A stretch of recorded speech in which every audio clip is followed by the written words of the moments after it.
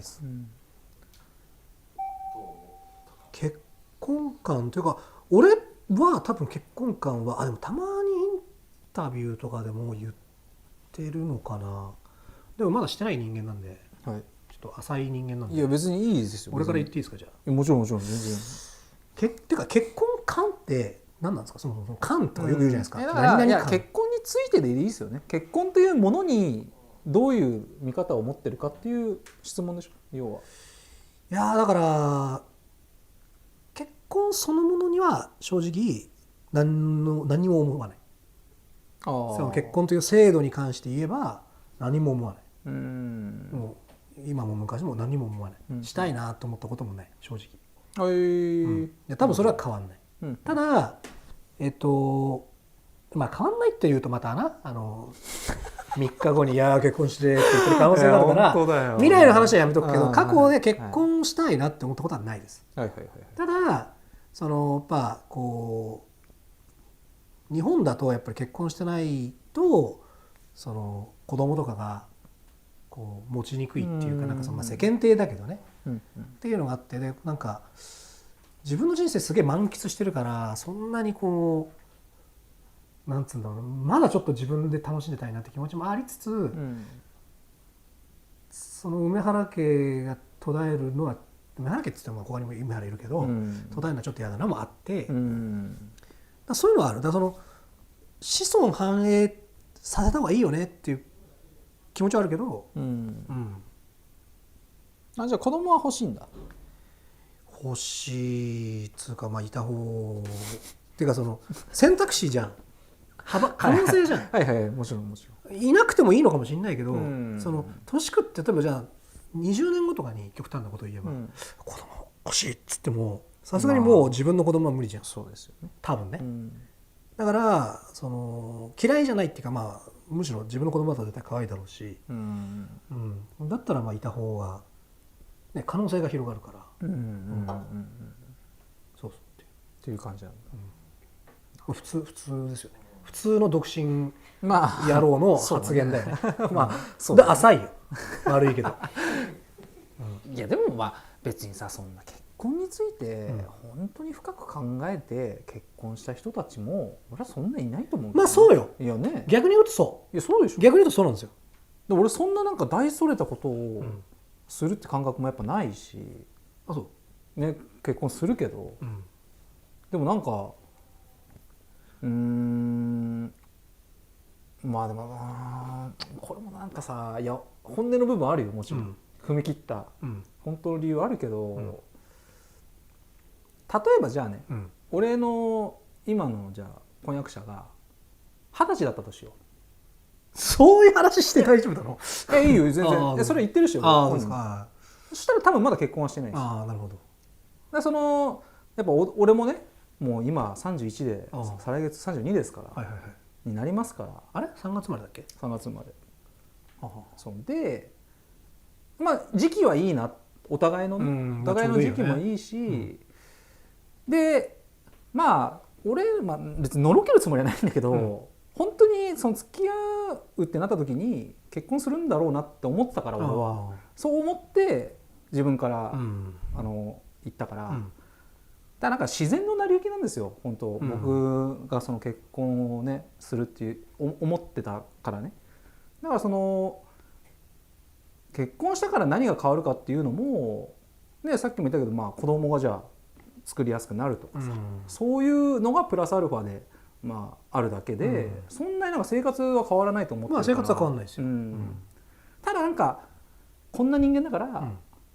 人一人のなんか人生を、に責任を持たなきゃいけないと、っ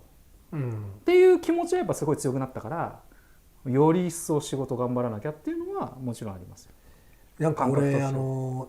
結婚の話とちょっとまあ直接は関係ないんだけど、こいつの人生に対するネガキャンってすごかったんですよ昔。人生とはつまらないものですぞっていうこのもうねやばかったよなお前のネガキャン。もうでその雀荘時代とかはでもさそのいやなんかその最初は結構目キラキラ輝かして入ってきたんですよ。いや麻雀したいですみたいな。でなんかすげえなんだろうな早いなって。まずその麻雀の当時 18?18 になってすぐ、18になって意気揚々と来たんですよ池袋に。で俺早いな18歳で俺は麻雀の道で行くって決めることがまず早って、結構なんかその、こう言ったらちょっとあれだけどいろいろあって、でも麻雀好きだなとか麻雀でやっていこうかなっていうだから20過ぎてぐらいから結構みんな決断するっていうか、なのに18の時点でもうピッカピカのねもう成人じゃないけど、で麻雀屋で働くっていう時点でちょっと変わってんなと思ったんだけど、でも目キラキラさせてるからそんな悪い気はしないこっちも。で見てたんだけど雀荘あるあるなんだけど次第に目が濁っていってで明らかになんかその麻雀に対して疲れてるというか、誰でもそうですよ。誰でもどんなにやる気があってもやっぱり雀荘の勤務って長いし時間も疲れちゃう勝負事だしっていうんで、明らかに麻雀熱みたいなものが冷え切ってるのが見て取れて、でいやお前そのね18歳のピカピカの状態で俺は麻雀で行くっつって来て、その状態ってこの後どうするのっつって、いや別に決めてないっすねみたいな。いやでも決めてないっつってもね人生一応時間が過ぎていけばなんか食っていかなきゃいけないし雀荘で行くのみたいな。いや別にっていうか行き詰まったら死ねばよくないですかみたいなもうねなんかあるとこれでもねそう確かにそんな感じだったね。なんかあるとこれ多分しかも結構長くなかった。この死ねばいいじゃないですかっていう。そうやったからその50でいい。そうそうなんかねちょっとねなんか戦国時代に憧れてるのかなんか知らないんだけど人生50年みたいななんか変なポリシーがあって50になって俺の人生うまくいってなかったら俺は死ぬっつって豪語したんですよ。で俺もいやでもお前さっつってせっかくねまだ若いしそんなにこの早い段階で自分の人生をそんなに可能性を狭めて生きていくその必要なくない？狭める必要なくないって言ったらいや俺はいいわいいっすわみたいな感じで、でもどうしようもないやつだなっていう、もうこの年でなんでここまで腐ってんだろうなって思ってたんだけど、そこからいやだからこのプロ e スポーツあえて e スポーツっていう俺もそうだけどに関わって人生変わったやつっていっぱいいるけど、ある意味では俺より変わったんじゃないっていう。だって今はそう思ってないわけでしょ。今は50であらよっとは思ってないでしょさらばですとは思ってないもんね。そうっすね。確かに確かに若い今20歳の子とか見たら、やっぱすごいキラキラしてて、なんか今後の未来に対して明るいものは持ってそうだよねみんな。確かに俺は全くなかったっすね。ダメならダメでじゃあお疲れでしたでいいって本当に思ってたから。それどこで変わったの？俺多分絶対そのリンクしてが近いところにあるだろうなっていうのは、ダイエットの時期は多分お前の中で50で終わりじゃない方がいいなって思ったのと絶対関係あるわけ。それ絶対あるよ。それあるあるだよね。何ダイエットしてる時期っていうのは、あれよね、最近のダイエットってことよね。ごめん俺何回かダイエットしてる。いやゲーム業界に来てからのダイエット。それはこの業界で生きてみたいって思ってたのよ。思ってたというか思ったんですよ。それはもう俺がプロゲーマーになるきっかけでもあるよね。今後の人生をこっちで歩んでみたいと。でこの業界に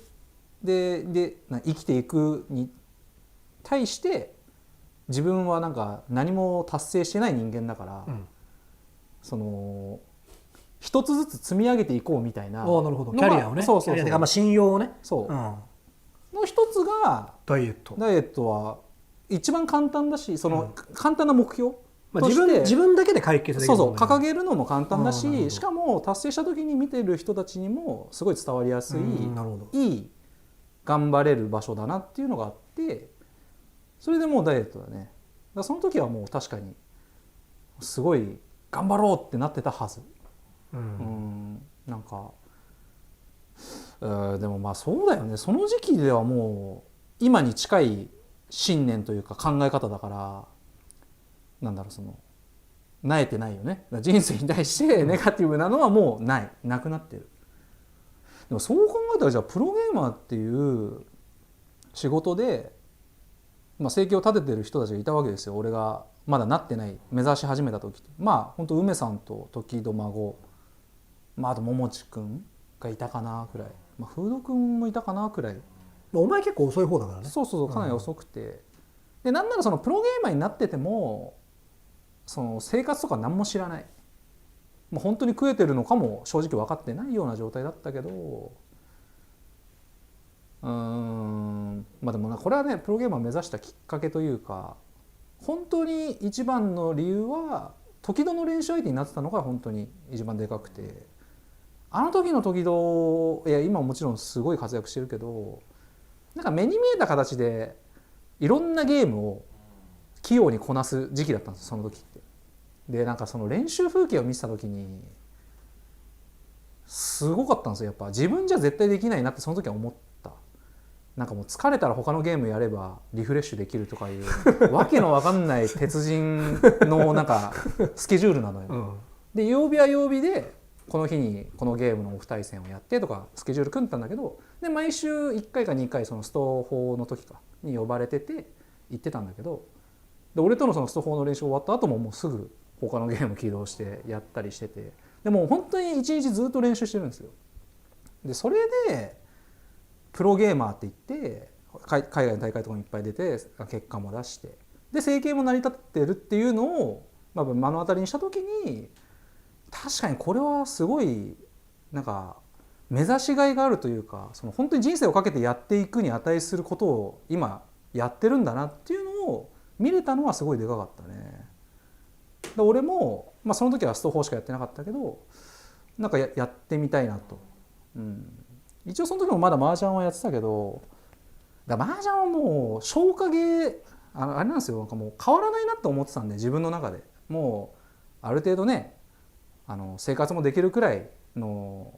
まあ、腕は一応持ってたから、結局伸びていかないんですよね。普段の仕事でも